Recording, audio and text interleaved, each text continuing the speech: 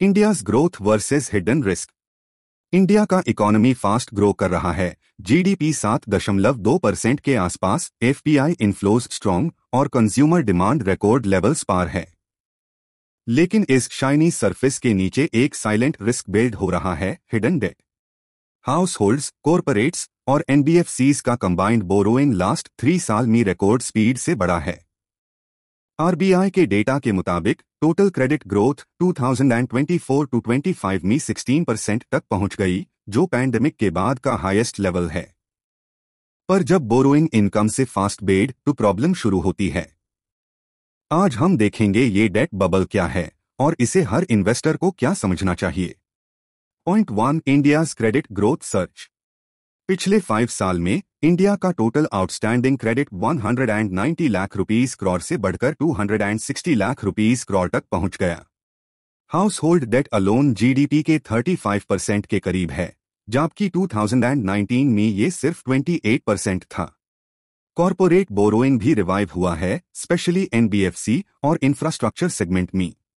NBFC credit growth 2024 में 18% तक पहुंच गई, आरबीआई के फाइनेंशियल स्टेबिलिटी रिपोर्ट के मुताबिक। ये स्पीड इंप्रेसिव है, लेकिन क्वेश्चन है क्या ये सस्टेनेबल है। Point 2, why rising debt matters. जब डेट फास्ट बढ़ता है तो 3 इफेक्ट्स पैरेलल चलते हैं।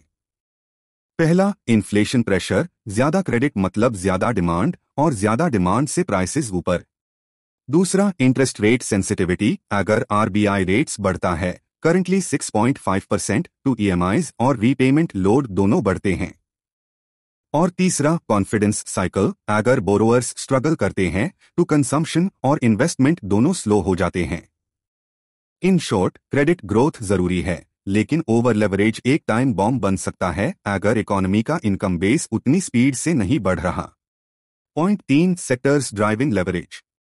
कंज्यूमर फाइनेंस और पर्सनल लोन सेगमेंट में 2025 तक सबसे तेज ग्रोथ देखी गई, ऑलमोस्ट 25% योवाई। एनबीएफसीज और fintech lenders aggressively retail credit push कर रहे हैं।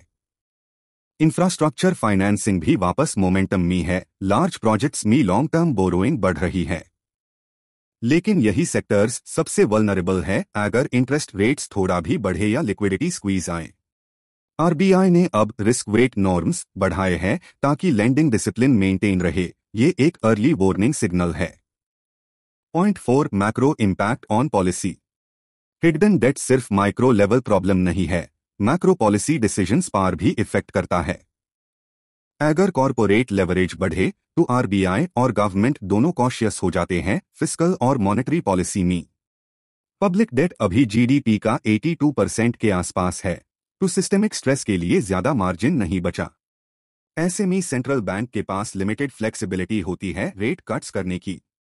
और अगर लिक्विडिटी स्क्वीज होता है तो रिस्क एसेट्स जैसे म्यूचुअल फंड्स, बॉन्ड्स और क्रिप्टो सब इम्पैक्ट में आते हैं। Point 5, warning signs to watch. अगला 6 से 12 महीने क्रूशल होंगे। ये 5 चीजें ऑब्जर्व करनी चाहिए। 1, की कैप लोन डिफॉल्ट्स का रेशियो बढ़ता है या नहीं, अभी अराउंड 3.2% है। 2, की cap credit growth suddenly slow होता है क्या, मतलब डिमांड ड्रॉप। 3, की कैप इन्फ्लेशन एफआईआर से 6% के ऊपर चला जाता है क्या। 4, की कैप आरबीआई कोई इमरजेंसी लिक्विडिटी मेजर अनाउंस करता है क्या। 5, की कैप और सबसे इंपॉर्टेंट, एनबीएफसी फंडिंग कॉस्ट बढ़ रही है या नहीं। ये सारे इंडिकेटर्स बताएंगे कि सिस्टम स्टेबल है या स्ट्रेस में जा रहा है। Conclusion, mindset awareness. डेट हमेशा खराब चीज नहीं होती, ये ग्रोथ का इंजन भी है।